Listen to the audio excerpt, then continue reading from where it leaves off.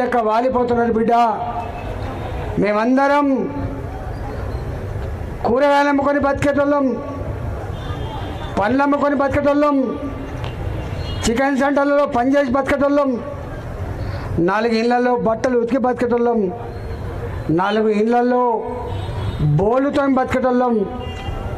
మా పిల్లల్ని ఇళ్లలో వదిలిపెట్టి మా భర్త దిక్కుపోతాడు ఆటో పట్టుకొని, కంపెనీకి పోతాడు నా భర్త, నేను కూడా కూలీ పని చేసుకొని బతుకు బిడ్డ అని చెప్పి వచ్చిండు.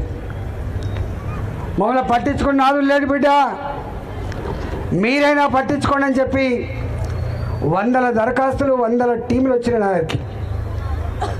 నేనన్నా చూసి మా విక్రమ్ రెడ్డి గారితో, మా బుద్ధి శ్రీనివాస్తో, మా సుదర్శన్ రెడ్డితో ఒకటే మాట చెప్పిన, మనమే పోదాం విక్రమ్ రెడ్డి చూద్దాంపా అని చెప్పి మేమే ఇవాళ మీ దగ్గరికి వచ్చినాం.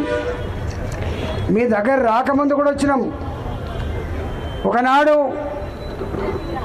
పొట్ట చేత పట్టుకొని కన్న ఊరు అన్నం పెట్టకపోతే, ఉపాధి కలిగించకపోతే భార్య పిల్లలు వేసుకొని వచ్చిండ్రు.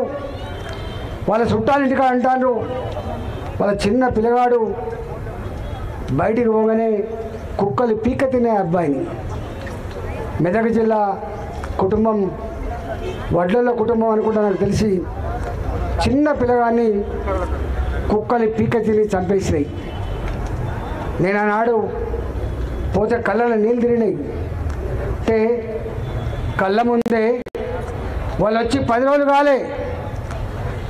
కాలే ఆనాడు 2 గంటలు ఉంటే వాళ్ళు చెప్పిన భయంకరమైన విషయాలు చూస్తే నిజంగా ఈ బాలాజీ నగర్లో, ఈ జవహర్ నగర్లో ఇన్ని లక్షల మంది ప్రజల జీవితాలతో ప్రభుత్వాలు చెలగాటమాడుతున్నాయని చెప్పి మరింత లోతుగా ఆనాడు అర్థమైపోయింది.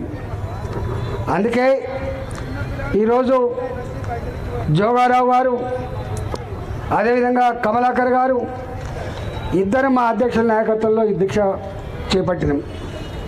ఈ దీక్షకు సంఘీభావంగా ఇంతకుముందే మాట్లాడిన మా మాజీ శాసనసభ్యులు ప్రభాకర్ గారు వచ్చిండ్రు, పక్క కాన్స్టిట్యున్సీ సుభాష్ రెడ్డి గారు వచ్చిండ్రు, 3 జిల్లాల అధ్యక్షుడు కూడా వచ్చింది మీకు. మా ఎల్బీ నగర్ అర్బన్ జిల్లా అధ్యక్షుడు శ్రీనివాస్ రెడ్డి గారు వచ్చిండ్రు, అదేవిధంగా మా మల్లారెడ్డి గారు వచ్చిండ్రు, మల్కాజ్ జిల్లా అధ్యక్షులు మాజీ అధ్యక్షులు రంగారెడ్డి గారు వచ్చిండ్రు, శిల్పారెడ్డి గారు వచ్చిండ్రు.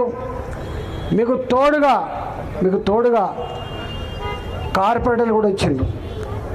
జిహెచ్ఎంసీలో ఉన్న కార్పొరేటర్లు ప్రేమ్ మహేశ్వర్ రెడ్డి గారు, పవన్ గారు, మా శేషగిరి గారు, మా సురేందర్ యాదవ్, అరుణ గారు, మా కంటోన్మెంట్ మల్లికార్జున గారు, అనేక మంది కార్పొరేటర్లు వచ్చిండ్రు. అనేక మంది సునీతా యాదవ్ గారు, అనేక మంది కార్పొరేటర్లు, మాజీ శాసనసభ్యులు, నాయకురాళ్ళు, పార్టీ నాయకులందరూ కూడా మీకు అండగా వచ్చింది. నేను మా వాళ్ళకి ఒకటే చెప్పిన, బాలాజీ నగర్, జవహర్ నగర్ వాళ్ళకు తోడుగా నేను పోత కావచ్చు, కానీ పార్లమెంటు పరిధిలో ఉన్న అన్ని ప్రాంతాల, అన్ని నియోజకవర్గాల నాయకులు రావాలి, వాళ్ళకు ధైర్యం కల్పించాలి, ఈ ప్రభుత్వానికి ఒక హెచ్చరిక చేసుకోవాలని చెప్పి మాత్రమే ఇక్కడికి వచ్చినాం.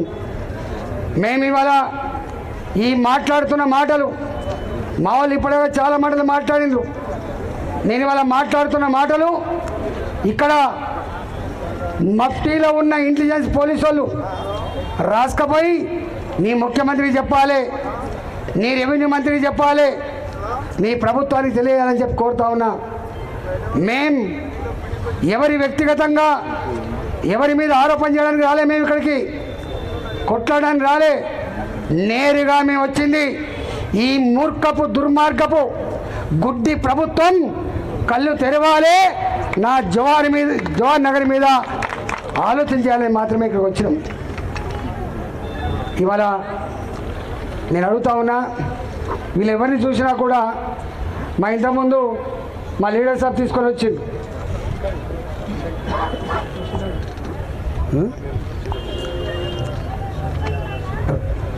రషీదా బేగం, నేను ఒక్కటే